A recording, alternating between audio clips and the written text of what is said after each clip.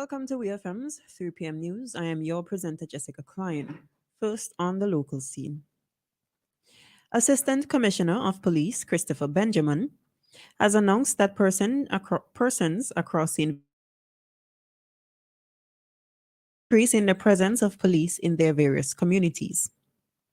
The commissioner made this statement during a press conference which was held by the Royal St. Vincent and the Grenadines Police Force on Monday, November 6th, 2023. He warned that people in SVG may be inconvenienced by some of the initiatives that the police force will take in an effort to combat crime. We hear more from ACP Benjamin. We will be seeing the high police present, will be visible throughout our communities, and also we'll be present, but not so present. So we'll be there and you won't know that we are there. I urge citizens, come forward, give information to the police so that we can bring these people who are committing these crimes to justice. That was Assistant Commissioner of Police Christopher Benjamin. On Sunday, 5th November 2023, St. Vincent and the Grenadines recorded its 47th homicide for this year, an increase of 5 compared to the count of 42 recorded in 2022. SVG's 47th homicide victim, Tambu Patrick, died in a hail of bullets in his hometown of Layou. An investigation into the circumstances leading to the death of Tambu Patrick has been launched by the Royal St. Vincent and the Grenadines Police Force.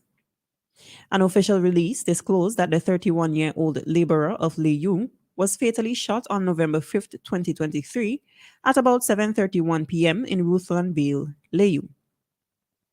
The release further states that the Layou police station received a report about the incident around 7 p.m. and promptly responded. Patrick's lifeless body was discovered upon arrival with what appeared to be multiple gunshot wounds, allegedly performed by a masked assailant.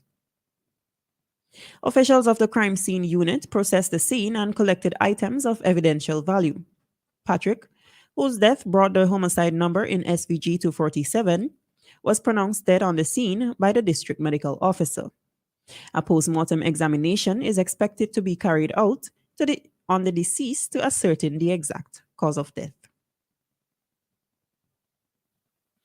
Still on the local scene, former civil servant Mitchell Israel has been sentenced to 38 years in prison for the murder of his wife.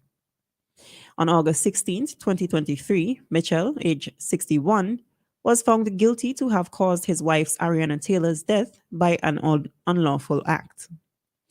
According to an official release from the Royal St. Vincent and the Grenadines Police Force, the sentencing took place on November 6, 2023, at High Court Number 2 in Kingstown before Justice Ricky Burnett.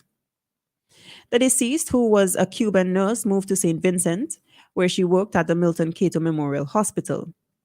She was shot on January 30th, 2020, in the vicinity of St. Martin's Secondary School, where one of their sons was a student, sometime after 3 p.m. Israel spent approximately 4 years on remand, and this time was deducted from his sentence. He is now due to spend 34 years, 2 months, and 27 days in prison. On the regional scene, St. Lucia's premier agency for trade promotion has signed 2 key contracts which seeks to boost the capacity of agricultural stakeholders to supply quality products to new markets. The project is being initiated under the theme Enhancing the Capacity of Stakeholders in the Agricultural Sector to Supply Quality Products.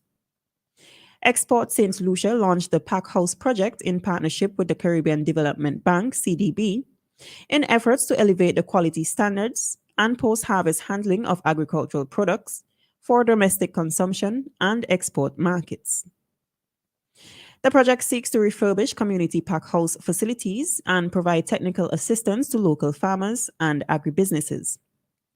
The overall goal is the enhancement of export competitiveness of St. Lucian enterprises in international markets. Prime Minister to Jamaica Andrew Holness has condemned the killing of two primary school students in Salt Spring, St. James on Monday evening, saying that violence in all its form is abhorrent and must be strongly punished. He said when violence touches our innocent children who have their entire lives ahead of them and robs our country of their potential, all of society must stand up and say enough is enough. Reports state that the students, along with a man who is believed to be the intended target, were gunned down on Monday shortly after 7 p.m. This is the latest in a series of deadly shootings that have rocked the Salt Spring community in recent times. The Jamaican Prime Minister also said, "Our heart goes out to the family and loved ones of the victims of this senseless act of terror, and I am sure that all well thinking Jamaicans are surrounding the grieving parents of the innocent children with prayers and support and comfort at this sad time." Finally, on the international scene, WeWork, the shared office firm, which was once valued at $47 billion, has been forced to file for bankruptcy in the United States. This follows the meteoric rise and fall of a company which was once seen as the future of the workplace. This moves this move offers the company protection from its creditors and landlords as it restructures its vast debts. Based on its latest share price, WeWork is now worth less than $50 million. The bankruptcy will affect the company's business in the United States and Canada, and the firm says its co working spaces remain open and operational, including the United Kingdom. WeWork, which was founded in 2010 and was led by the colorful Adam Newman, leases office spaces where individuals and companies can rent and share space on a short-term basis. It became known for offering free-flowing alcohol in its offices as well as bright and relaxed decor. This has been WeFM's 3 p.m. news. I have been your presenter, Jessica Klein. Join us again at 5:30 p.m. for WeFM's evening news, and we thank you for listening.